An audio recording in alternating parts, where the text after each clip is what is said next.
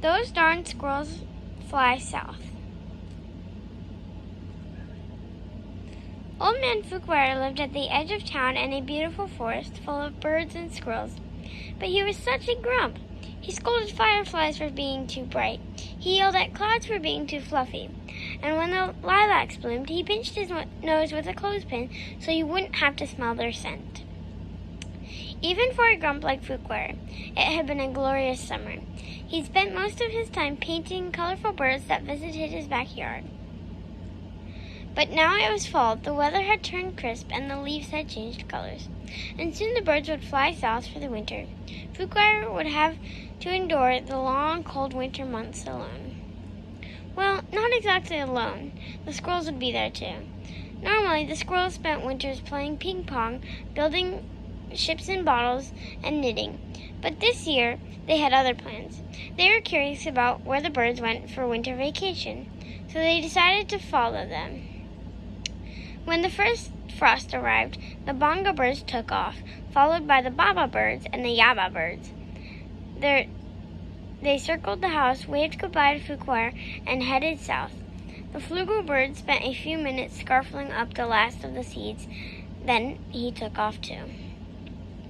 It was the squirrels launching their flying machines one by one. Some of the aircraft flew straighter than others, but eventually they all flew up, and away from the harvest-colored treetops and into the cool blue autumn air.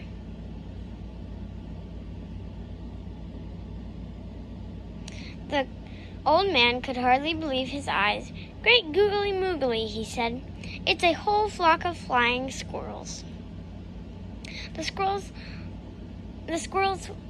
flowed up to the flugel bird for days.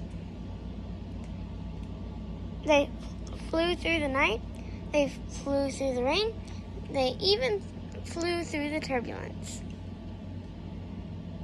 Finally, just when the squirrels thought they couldn't fly any longer, the flugel bird swooped down and landed gracefully on a beach. The squirrels landed with a crunch. The beach was so warm and beautiful, and the squirrels were so happy to be done flying, they decided to have a fiesta.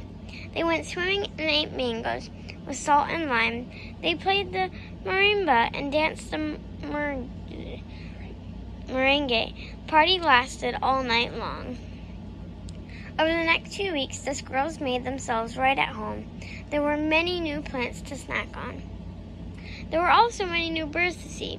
There were cocoa birds and kiki birds and kermamba birds. There were too many birds to count. One of the birds reminded the squirrels of somebody they knew.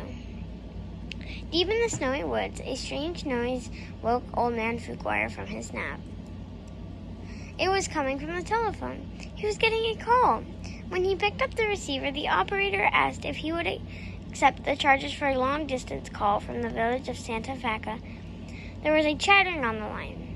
"Those darn squirrels!" shouted Fuquare. The old man missed the birds, and even though he would never admit it, he missed the squirrels too. So he decided to join them. Fuquare had a car he kept under a trap in the shed by the stream. He'd bought it in 1957 and had only driven it twice.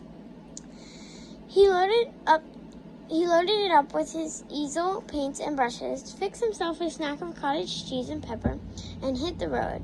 Then he drove 12 miles an hour all the way to Santa Vaca.